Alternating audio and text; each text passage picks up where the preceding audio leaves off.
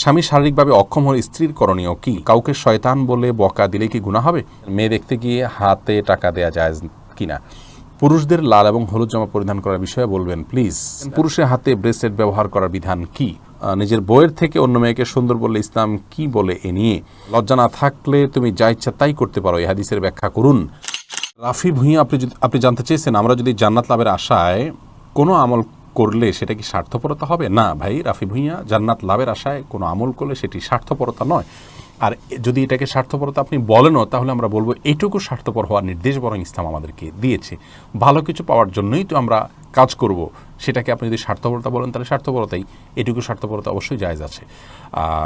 অনেকেই বলেন যে যেমন অনেক বক্তাগণ ইসলামিক আলোচনায় বা মাহফিলে বলেন জান্নাত ও দো জখসে ইয়া রব ক্যা করো আর জু হ্যায় মাই তুঝে দেখা করো, অর্থাৎ জান্নাত আর দোজখ দিয়ে কী করবো হে আল্লাহ, আমি আপনার সাথে সাক্ষাৎ করতে চাই। এ জাতীয় কথা অনেক বক্তারা বলেন।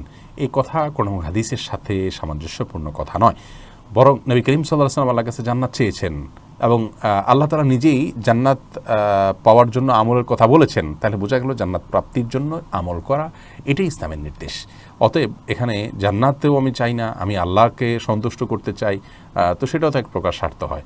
সবচেয়ে বড় কথা হলো এই ধরনের অতি ভালো হওয়ার নির্দেশ ইসলাম দেয়নি। অতএব জান্নাতকে লক্ষ্য করে টার্গেট করে ইবাদত করতে কোনো অসুবিধা নেই। এরপরে মাকসুদাতুন শাকি আপনি জানতে চেয়েছেন স্বামী শারীরিকভাবে অক্ষম হলে স্ত্রীর করণীয় কি? বোন, যদি স্বামী শারীরিকভাবে অক্ষম হন তাহলে সেক্ষেত্রে স্বামীকে ট্রিটমেন্ট করিয়ে যদি সুস্থ করে তোলা যায় আলহামদুলিল্লাহ ভালো। আর যদি সেরকম সুযোগ কম থাকে বা সেটা না হয় তাহলে সেক্ষেত্রে স্ত্রীর অধিকার আছে স্বামীকে ত্যাগ করার জন্য আদালতের শরণাপন্ন হওয়া বা মিউচুয়ালি দুই পক্ষের লোকজন বসে তার কাছ থেকে তালাক নিয়ে নেওয়া, এই অধিকার স্ত্রীর রয়েছে।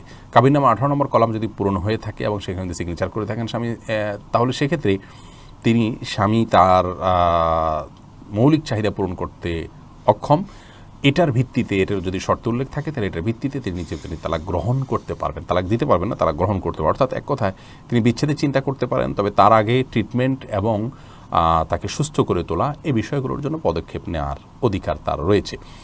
জান্নাতুল ফেরদাউস আপনি জানতে চেয়েছেন কাউকে শয়তান বলে বকা দিলে কি গুনাহ হবে? হ্যাঁ বোন, অবশ্যই গুনাহ হবে।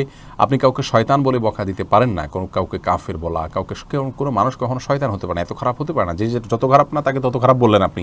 কেউ চুরি করেন আপনি তাকে চোর বললেন, এটা যেরকম অপরাধ হবে কাউকে শয়তান বলা একই রকম অপরাধ হবে, এটা জায়েজ নাই, নিষেধ রয়েছে হাদিসে। এরপরে খালেকুল আলম আনা এই আইডি থেকে আপনি জানতে চাইছেন মেয়ে দেখতে গিয়ে হাতে টাকা দেওয়া যায় কিনা? জি, মেয়ে দেখতে গিয়ে হাতে টাকা দেওয়াতে কোনো অসুবিধা নেই, উপরেও কোন বাহাদিয়া দিতে পারেন। জাকির ইসলাম জানতে চেয়েছেন পুরুষদের লাল এবং হলুদ জামা পরিধান করার বিষয়ে বলবেন প্লিজ।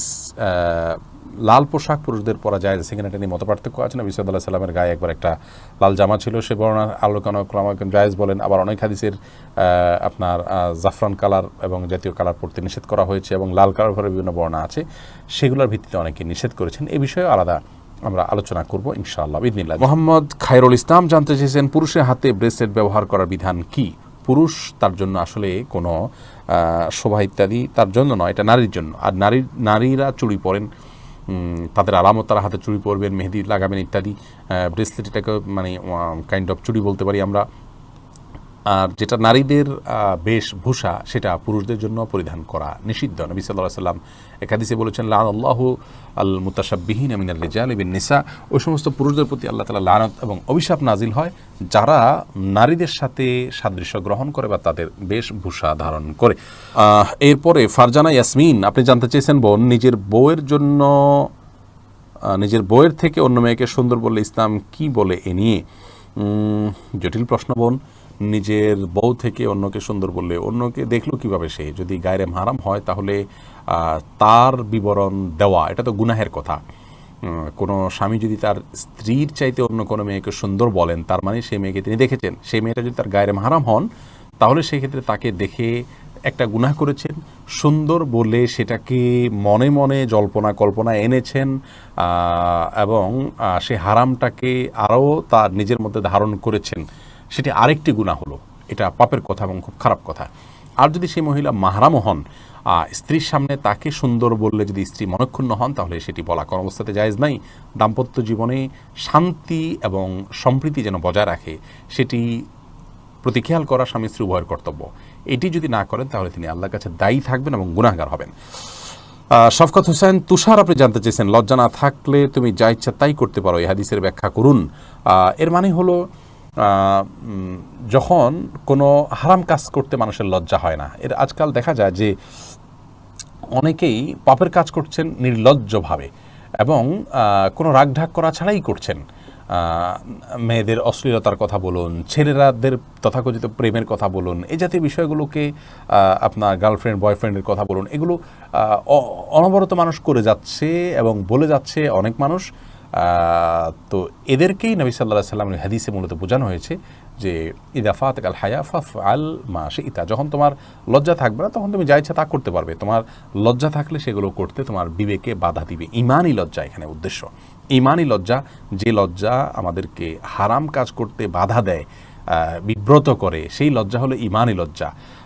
যে লজ্জার কারণে আমরা অন্যায় কাজ করতে ইতস্তত বোধ করি, সেই লজ্জা যদি না থাকে তাহলে সে যে কোনো কিছু করতে পারে।